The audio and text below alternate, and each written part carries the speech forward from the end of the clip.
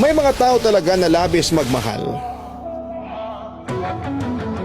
Hindi yun masama, ngunit kapag ikaw ay nagmahal ng labis, siguraduhin mo na may sapat ka pa ring pagmamahal at respeto sa iyong sarili.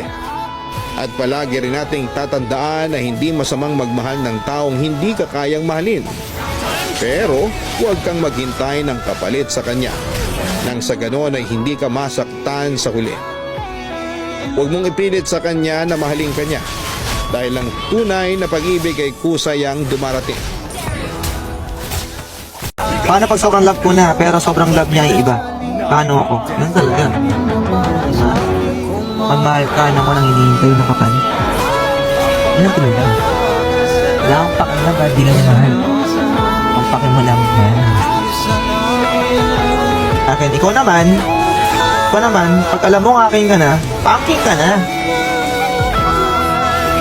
Huwag yung tumitingin ka pa sa iba. Lahat tinitingnan mo. Makuha ka sa tingin. Cheating is a choice and not a mistake. Walang valid reason ang cheating. Kapag nagloko ka ay walang bagay na makakapag-justify sa iyong ginawa. Isipin mo na lamang ang magiging epekto nito sa iyong partner. Isipin mo ang gabi-gabi niyang pag-iyak at mag-isip ng worth niya bilang partner mo at bilang isang tao. Sa isang relasyon ay hindi lang pagmamahal ang dapat na umiiral. Dapat ay meron ding respeto, katapatan at pagiging kontento. Huwag mo nang hanapin sa iba ang wala sa iyong mahal. At sa letrang N, naging kayo ba?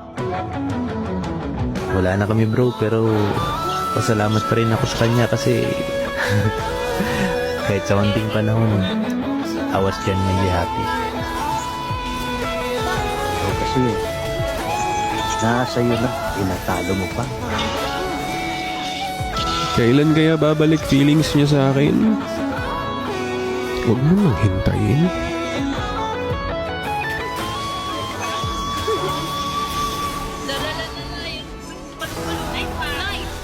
Bakit nga ba hindi ka makamove on kahit usap lang yun?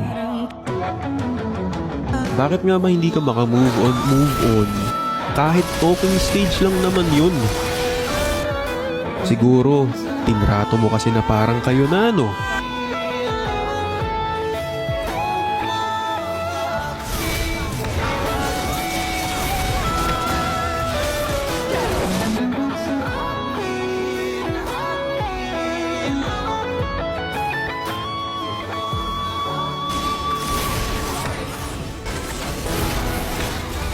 Na-inlove ka na ba sa dapat naman talaga kaibigan mo lang? Alam mo yung pinipilit mong i-deny sa sarili mo na na-inlove ka na pero hindi mo pigilan eh. Talagang nagugustuhan mo siya. Nahuhulog ka na. Tinatry mong lagyan ng harang yung gitna niya. Pero kahit anong gawin mo, nahuhulog ka na talaga.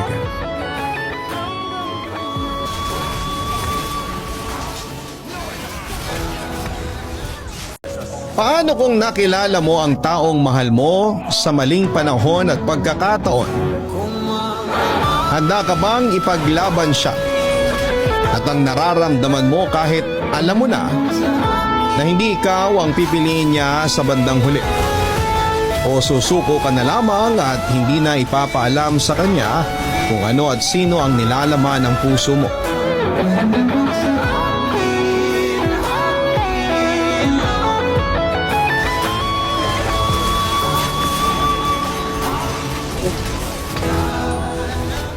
Bakit ka magmamahal ng taong may mahal ng iba? Bobo ka ba?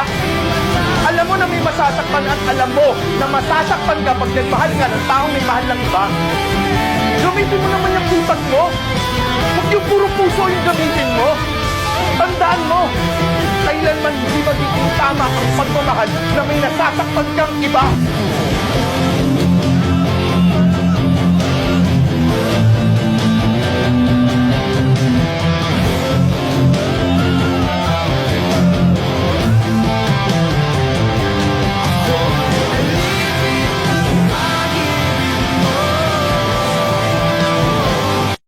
Sabi ni TW Sky, Prof, nakipag-pull off siya, pahingi advice. Pull off? Wala na yan. Tanggapin mo na, Perd. Hiwalayin na yan, may iba na yan. Sorry, masakit, pero tanggapin mo, Perd. Pull off? Lolo mo, pull off, sabihin mo sa kanya. Saka man nangihingi ng space, sabihin nyo, hotdog. Sobra. Di mo sakit talaga eh. Pag pull off, ganyan na yan, may iba na yan. Pull off. Luma na yan. Sorry po. Pero, inulintukin ko kayo. Totoo, masakit. Okay? Pero kailangan tanggapin. Okay? Huwag kayo mag-alala. Dito naman ako. Mahal ko naman kayo, ha? Ganun talaga. Okay, dance. Sorry po. Ayun talaga ang totoo yung sabihin. Mali bang magselos pag hanggang kaibigan ka lang? Pwede yan. Pwede yan. Mas okay nga kung pagbabawalan mo pa sa mga pupuntahan niya. Pagbawalan mo kung saan pupunta, bawalan mo yung damit, bawalan mo yung mga makakasama niya. Role yun ng bilang kaibigan. Diba? Sabihin mo na, bilang kaibigan mo, ayoko makita kayong dalawa nagsasama. Kasi nasasaktan ako eh. Hindi ko kayang makita kang may ibang kasama, tapos tsaka mo na lang malalaman yung sagot. Pag sinabi niya na sa'yo na, bakit? Ano bakit ah? What if yung taong gusto mo, iba naman pala ang gusto? Huwag mong piliting mahalin ka ng taong alam mong may mahal ng iba. Tandaan mo, hindi ka pinanganak sa mundong ito para manglimos ng pagmamahal at maging pangalawa lang sa kanya. Meron kang opsyon. Ang palayain siya at humanap ng taong ikaw lang ang nag-iisang mamahalin.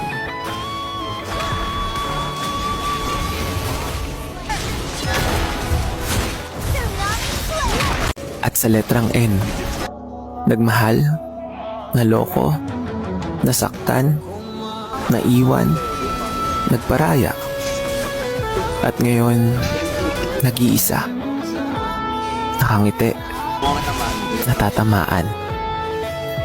Pero, napakapayapa. Bingo?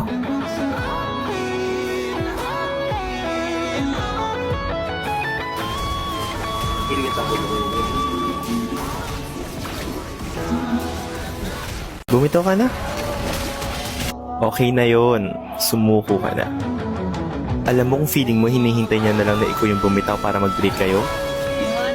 Gawin mo na.